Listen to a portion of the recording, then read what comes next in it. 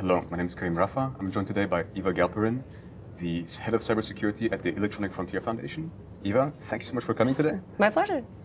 So Eva, before we get into the gist of everything, can you tell me a bit more what brings you to Singapore and what you do at the EFF?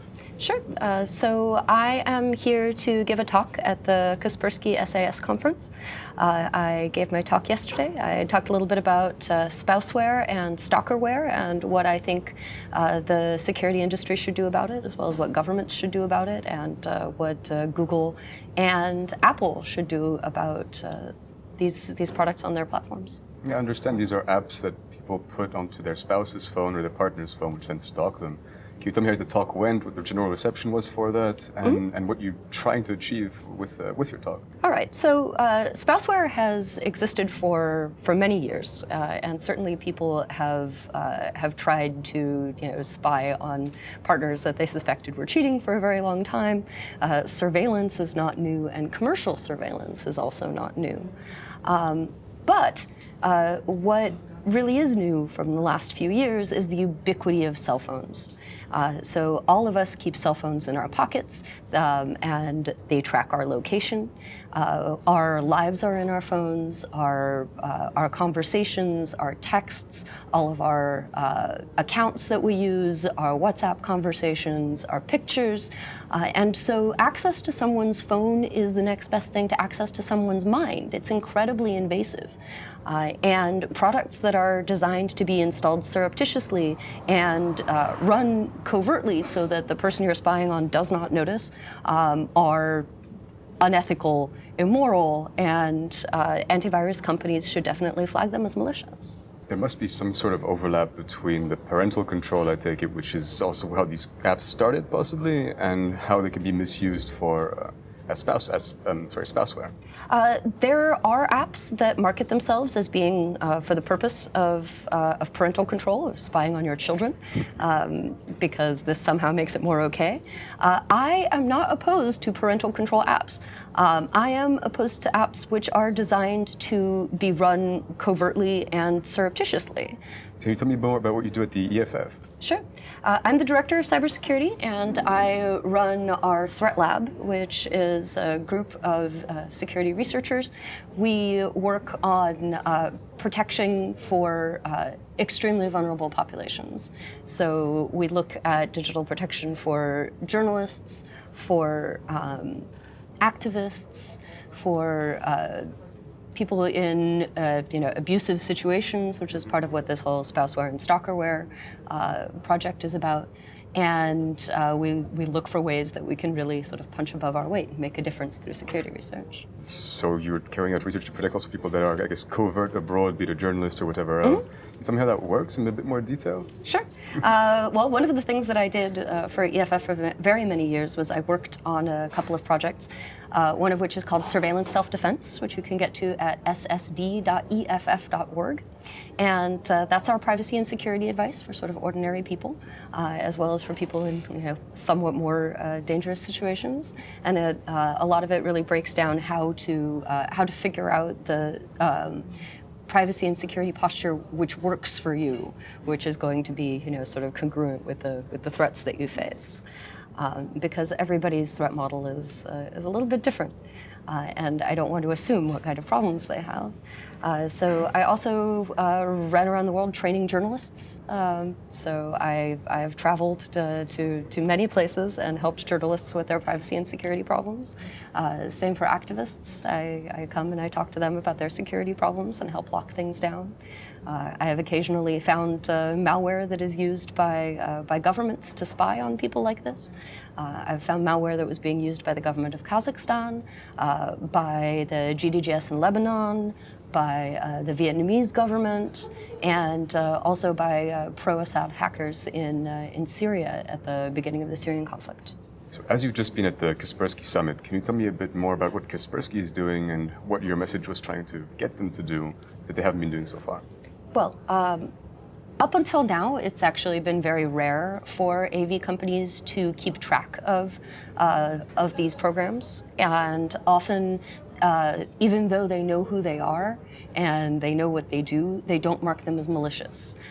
Frequently, they ignore them because they consider there to be some legitimate uses for them, or they simply mark them as suspicious, which is sort of a weak indicator.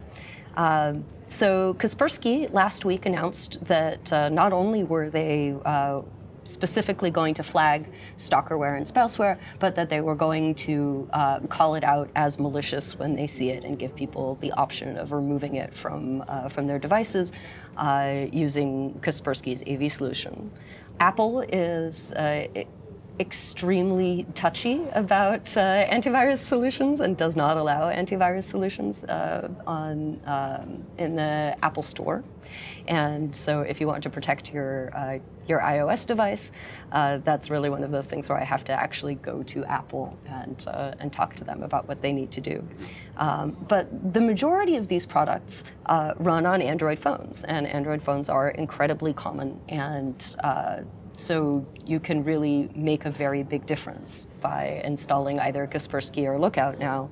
What do you think the approach should be in terms of approaching Google or the people who actually build the OS in the first place, or the apps for that in the first place, to make sure that these cannot actually be installed? Well, it is simply not possible for either Google or Apple to make it just impossible to install these apps, because eventually, if you have root access to the phone, you can install anything. That's how machines work. But there are other things that they can do. Google, for example, can be better about flagging these things in their store and making it so that you cannot get them through the Google Play Store, and therefore you have to sideload them. Somebody has to send you a link. And that makes things a little bit slower and a little bit more difficult. Apple can also be better about finding these things when they are hiding in their store. And we've talked a little bit about what can be done with their sort of problems with jailbreaking. One of the things that you can do if you're particularly concerned about Spouseware on your iPhone is to make sure that you're running the latest version, because the latest version is much more difficult to jailbreak. I like the way you approach these topics. I can see that you're very passionate. Can you tell me where this comes from, this drive to protect people's privacy? Is there something personally that you're a reason that you're personally so in touch with this? Oh, well, I'm a woman on the internet, so I get exposed to a certain amount of harassment and abuse just by being a public person. And you're popular as well, so I'm sure. Popular can cut both ways, but also I really hate bullies. I can't stand bullies, and anything that gives me the opportunity to even the playing field for people who are being bullied causes me great satisfaction. I hear that you posted a tweet some time ago saying that anyone that is being bullied, per se, can come to you and that you'd personally make sure that they were taken care of or sought after. It was a bit more specific than that. I had I did many years of security research, and one of the people with whom I was doing this security research, specifically the stuff on Syria, turned out to be a serial rapist. And this was very upsetting. And there were a bunch of articles written about it, and one of the articles had an interview with one of his victims, and they asked her, well, why didn't you come forward earlier? And she said that she was scared to come forward because he was a hacker, and he had threatened to hack her devices. And I was so angry that I tweeted that if you were a woman who had been sexually abused by a hacker and you were concerned about the integrity of your devices, that you could contact me and I would make sure that they got a full forensic checkup. I did not expect this tweet to go viral. I didn't expect it to be retweeted 10,000 times. I didn't expect to still be hearing from people a year and a half later. So it definitely It kicked off a very large and exhausting project. And this was one of the reasons why I started pressuring the AV companies and started pressuring Apple and started pressuring Google, because being a single point of contact for all the world's abused women is exhausting, and it doesn't scale. You can't have it definitely makes you want to go back to the source, is to fix the source of the problem as opposed to patching it as you go. Yes. So now I can tell people to install an antivirus solution, and the antivirus solution is more likely to work and actually find this stuff. So now you've got Kaspersky in your books, and you said Lookout is there as well? Yes. I take it that's the two first of many. How big of a breakthrough was that for you? It's a very big deal. Trying to get somebody to make the first move was very hard. But I expect many companies to follow afterwards. I hear the EFF has an annual wish list. Can you tell me what's going to be on this year's, or what was on last year's and what's going to be on this year's?